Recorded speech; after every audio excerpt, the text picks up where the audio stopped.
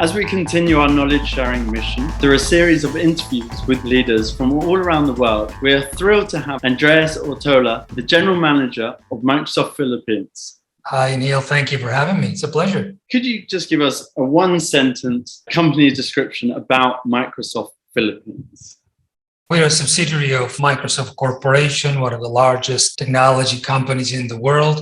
We provide cloud-based solutions to our customers, helping them to transform. Been in the country for 25 years. This is our 26th. Could you describe the role of a general manager in one word and then expand that in why you chose that word as well? I would say Swiss Army knife is 3 words, but actually we count it as a one concept. I think the general manager is a person that needs to span across multiple disciplines to be able to be effective in his or her role. The way I see a general management role is, first, I think of myself as a chief customer officer, right? Customer relationships. I need to be out there in the market, be the first ambassador of my company, my brand, making sure my company gets recognized. Second is to be the chief execution officer. Needs to make sure all the execution from products, services, marketing, HR, everything sort of flows in a smooth direction. Chief transformation officer. Many companies, if not every company today, are transforming, and the CEO is that key driver of that transformation.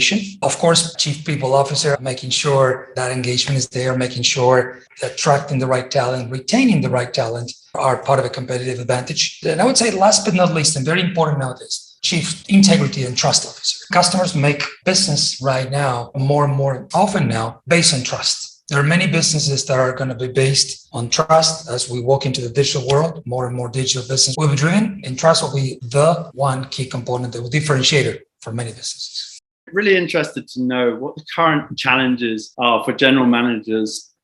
Every general manager now has 4 main lanes of challenges, if you will. The first is, and right now, and COVID has taken that up to a next level, is employee engagement. How do I look at employee engagement in a different way? The 8 to 5 or 8 to 6 jobs no longer exist. And so how do I measure engagement? How do I measure performance? How do I factor well-being in that equation? How do I make sure I have a holistic view of my employees and keep them engaged? Similarly, customer engagement. So the way I engage with my customers is a lot more digital interactions than before. And how do I reach those customers? How do I engage with them at scale with a good quality levels? And then with that, how do I optimize my operations? How do I make sure I execute in this new normal and the normal to come while I improve my products and services? As new disruptions come into any market, any CEO is thinking, how do I improve my services? How do I keep myself competitive in market?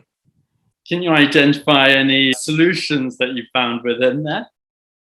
The most important thing is perhaps a biased view as I'm coming from the technology industry, but understanding the role of technology in this whole chain of problems and solutions. As you walk into a digital world, the adoption of technology is no longer an option or something that the CEO can lead to the IT folks or someone else. It has to be part of your business. And so it's super important to be always looking at the role of technology and the role of innovation in your company, driven from the business perspective.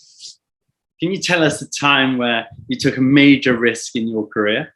I worked at Microsoft in 2 chunks, first 7-8 years, and then the second part. But in between, I actually decided to move to the Middle East. I was living in Spain, and I decided to change company and to change country, environment, everything. It was a big need of a change. That was a big risk because I put behind all the capital I built in country, capital I built in the company, and took the change to go and be an absolute learner, play in disadvantage. And I'll tell you that many times I found myself thinking, what have I done, or what did I do well that can serve me today? Because that's the one thing that probably learned in those moments is experience is not something you can bring as a whole. You need to use different pockets of it and adapt it to the situation. So I found myself starting a new company in the Middle East. Great experience, a lot of learnings. I would say the bigger the risk, of course, the bigger the return and the learnings in this case.